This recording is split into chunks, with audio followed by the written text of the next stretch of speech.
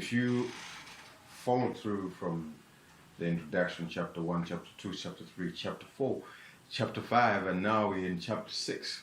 So in chapter 5, I just talked about, like, being slaves. In Malawi, there's this concept.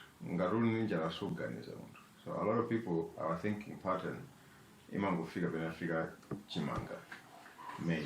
You just want to feed the tummy. So, but most ideas you see in this world, they're intangible. So the brain has to process those intangible.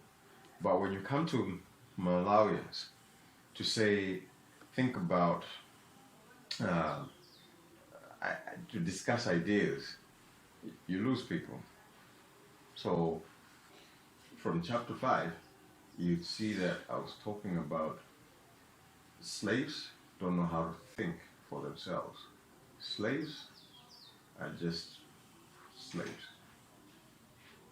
They wait to be fed. They wait to be told, hey, build a toilet.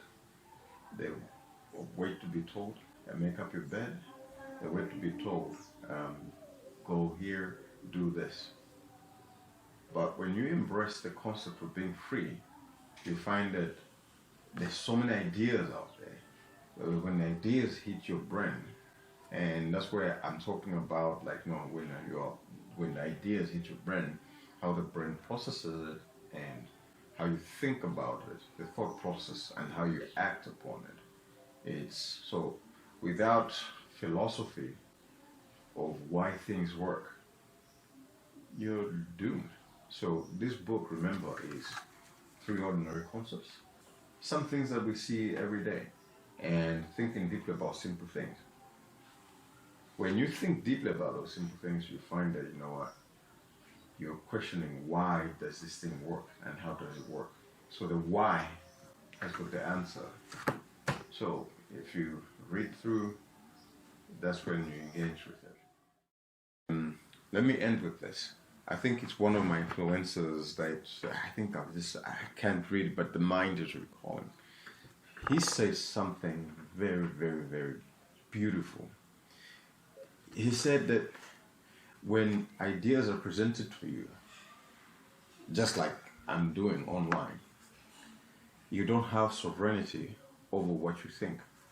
But when you get a book and read through, you have sovereignty over those thoughts and the thought process. So this is where I'm actually trying to get the reader to introduce them. Remember, I'm also talking about what happened to me, and what's currently happening to me. It's like once you go into this world of intangible world where every day you're thinking about something by reading and digesting it and all this, you start creating some value. And once you start walking in it, there's enormous. And remember, we're talking about how nations develop, how individuals develop. So in chapter 6, that's what you get. Yeah.